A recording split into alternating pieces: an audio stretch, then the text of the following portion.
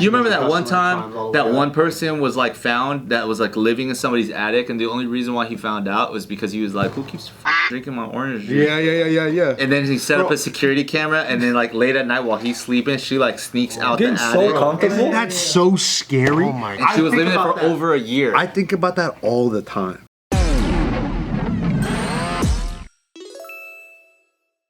All right, so there's this supermarket.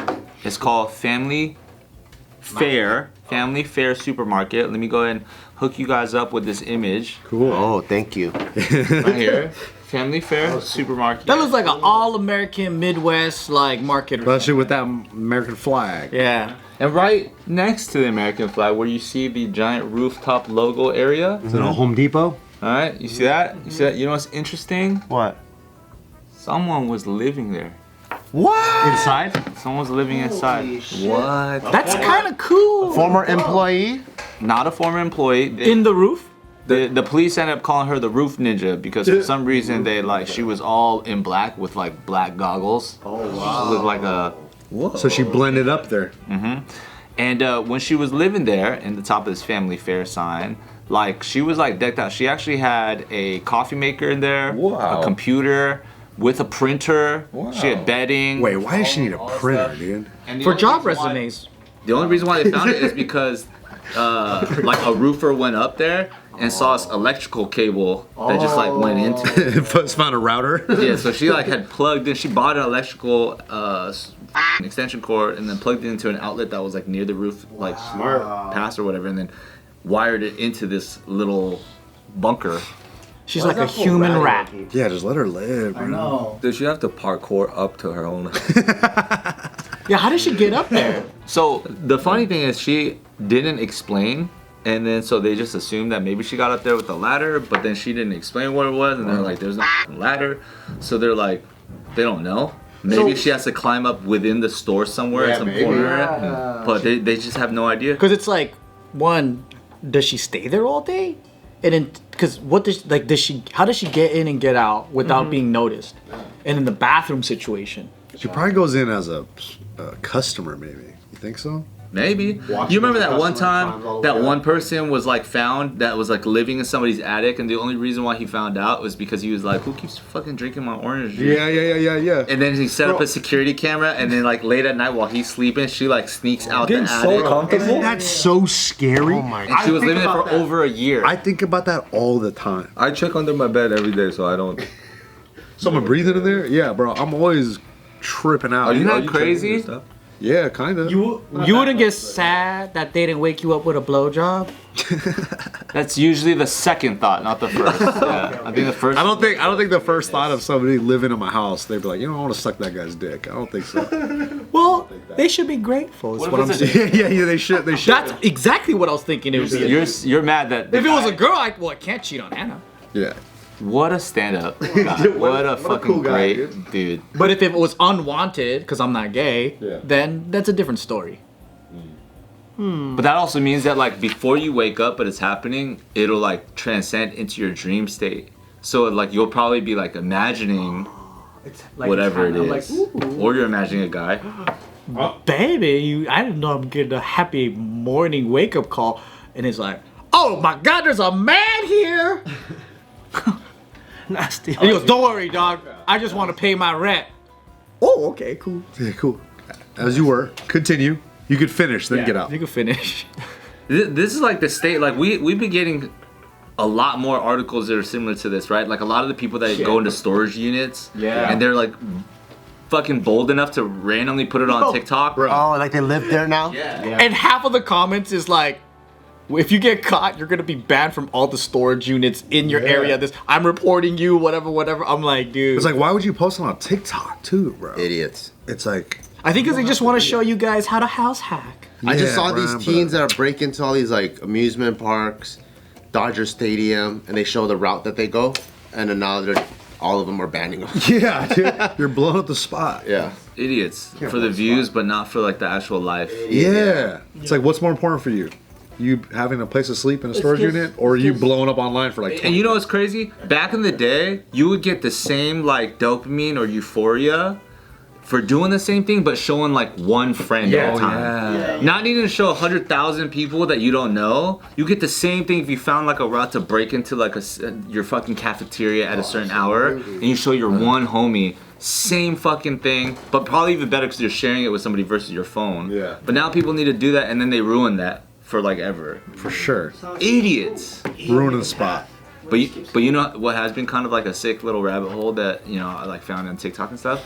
There's like, cause when you think of homeless people, especially for our city and stuff like that, you think about like the tents and you think about like maybe dirty or drugs because that's what we're familiar with. Yep. But there's a whole spectrum to different types of people that find themselves in homeless situations, right? Absolutely. And there's this one dude who is homeless, tent, has like a bunch of shit, you know what I mean? But his content is like the speed ramping, like time lapse of him like cleaning everything. That's cool. Clean homeless?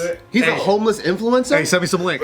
in his fucking tent, like just seeing like it's time for cleaning, and he just takes everything out slowly. It's very OCD, and he's like scrubbing like dirty areas or sweeping or mopping, reorganizing stuff, like wiping little things down, putting them back on his mini rack, which is like a crate. You know what I mean? Yeah. Like, and just fucking going like. Is he still covered in dirt after he's done? No, he's not dirty. Cause like a lot of these people, again, they're homeless. But like, what's the difference between living in a tent and living in your car if you don't have a home, but you're still functioning? Maybe you do. Maybe he's not a crackhead. Maybe you still do like show up to some sort of part-time thing, or you're going to the service center or whatever. You know what I mean? To like figure things out. I don't even consider them really like the real bums that I'm used to. Mm-hmm. I see them in like transitional. That's what I'm saying though. Like, that's. But they're still unhoused, right? They're still unhoused people. And I like the guys who live in their cars and they live in like cold climates and they show like this is how I stay warm overnight and they show like their little hacks in their beds, in their car beds. And I'm like, this is actually pretty tight. Yeah. I mean, at the end of the day, they still got like cell phone service to fucking post on TikTok. Whatever.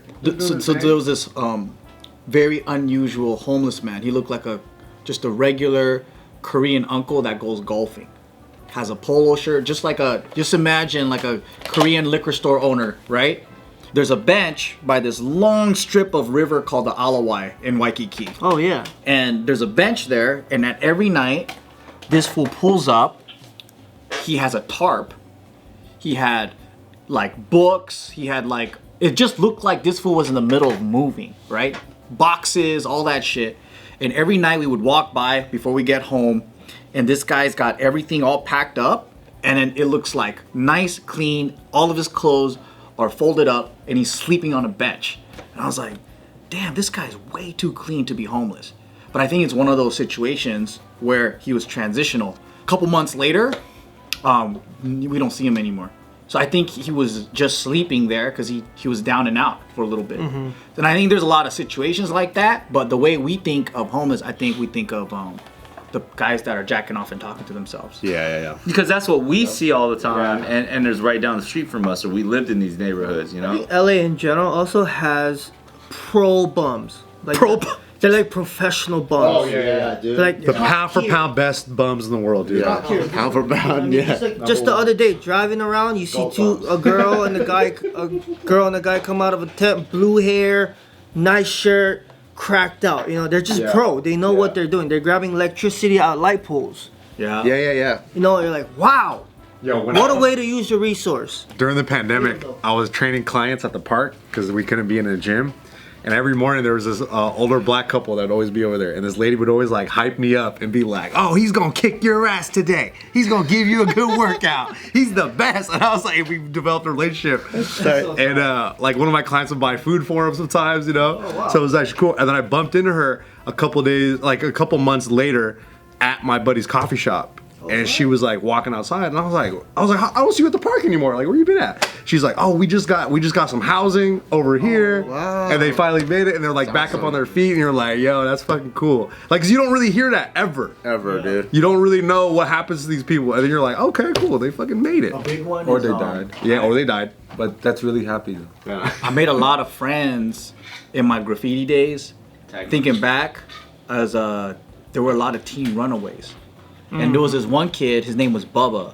He was like a straight up, what do you call it? Like a country boy.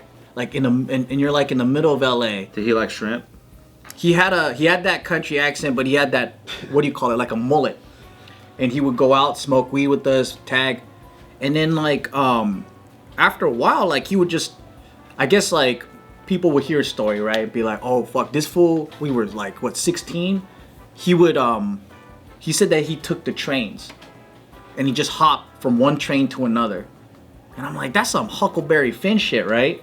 I don't know how like honest he was or what it was, but at the time we just took him for what he said.